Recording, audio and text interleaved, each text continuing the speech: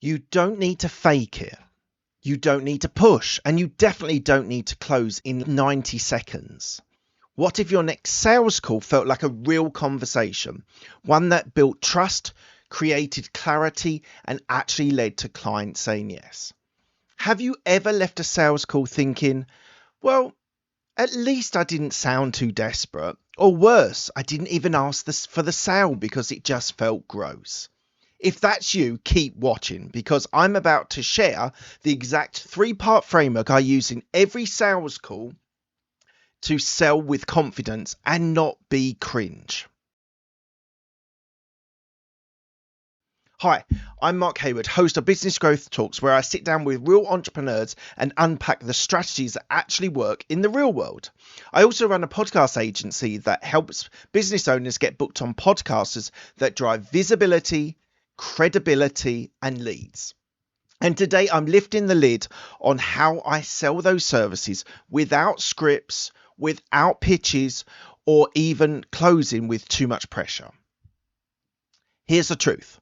Most of us have never been taught how to sell, just how to pitch. But pitching feels forced. It feels like you're trying to convince someone of something they don't want. And that's exactly why it feels difficult and often quite sleazy in some mind. And that's exactly why it feels a little bit difficult, a little bit uncomfortable, and a little bit sleazy. But what if we flipped the script? What if your next sales calls didn't feel like selling at all, but instead felt like helping someone get clarity? Let me walk you through the 3 phases of my conversion framework. They are permission and positioning, curiosity and clarity, and invitation and ownership. This is the exact process I use to land aligned paying clients without needing to chase or to persuade. Step 1, permission and positioning. This happens right at the start of the call. It's where you set the tone. Here's what I say. Before we dive in, would it be okay if I ask you a few questions to really understand what you're at, what you're doing, and how we can work together? That one sentence does 3 simple things. It sets you as a guide, it gives them control, and it drops the pressure. You're not pitching, you're collaborating, and that instantly shifts the energy of the call. People open up when they feel seen, not sold to. Asking permission shows respect, and respect builds trust. Now, we're into curiosity and clarity, the heart of the call. Most people try to pitch too early. Don't do this. Your job is here to listen like a strategist, not a seller. Here are 2 powerful questions I use in nearly every sales call. What's working well in your business right now, and where do you feel stuck? And if we're having this conversation again in 6 months from now, and everything had approved, what would success look like for you? These questions open a mental loop. They help the client articulate what they want in their own words. And when someone speaks their goals out loud, they start looking for a way to bridge that gap. And that's where you come in. But don't rush it. Let it breathe. Pause. Reflect. Ask interesting, curious follow-ups. Show them that you understand them and their business. If you're loving this approach and you want more sales calls to feel like collaboration, not interrogations or persuasions, check out podcastintroduction.com. It's my done-for-you podcast guesting agency designed to help business owners grow their brand and attract clients through trusted conversations on top podcasts.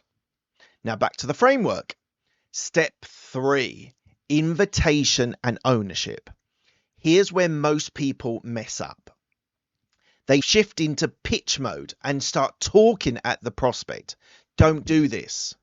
Instead say, would it be helpful if I shared how I helped others in a similar situation?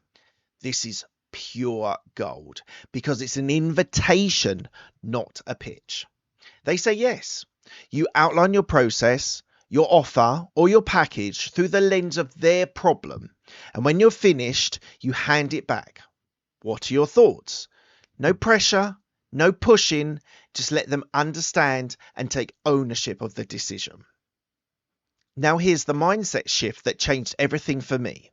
Your goal isn't to convince, it's to clarify.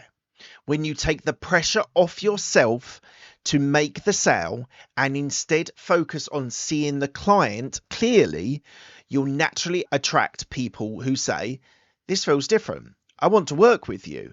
And that's exactly what happens.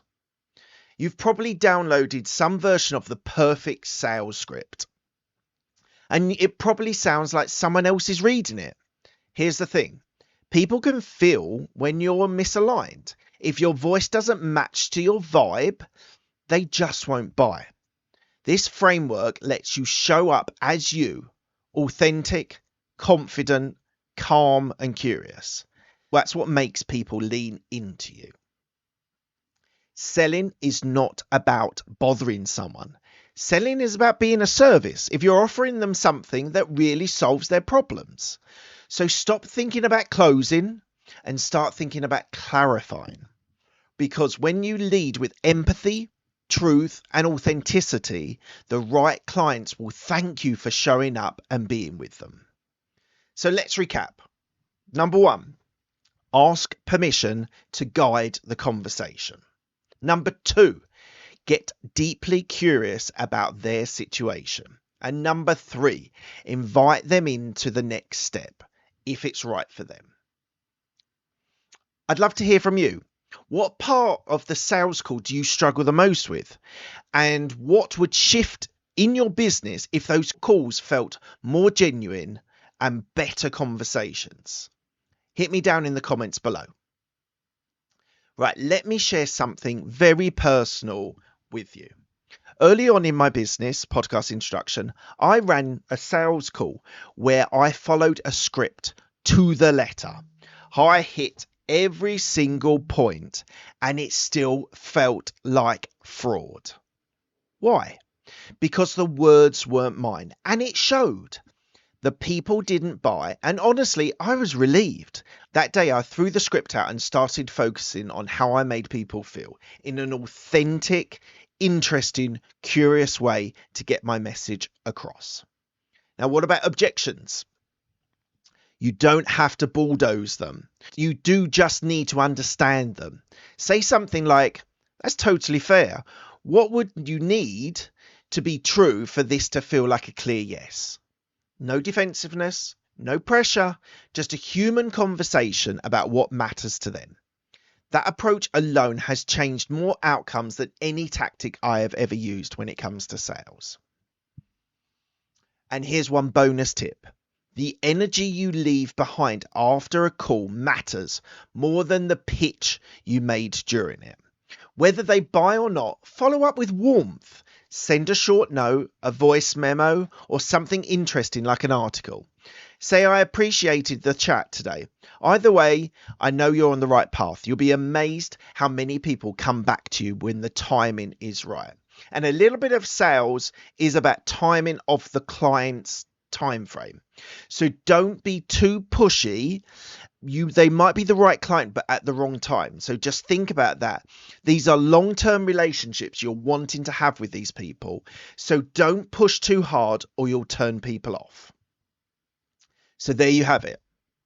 Ask for permission, get curious, invite them into clarity, and let them take their next step.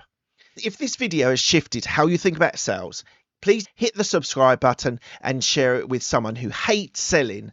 And if you want to get booked on podcasts that position you as an expert and a thought leader, not a chaser, head to podcastintroduction.com. Let's get you heard, let's get you leads, and let's make sales feel good again.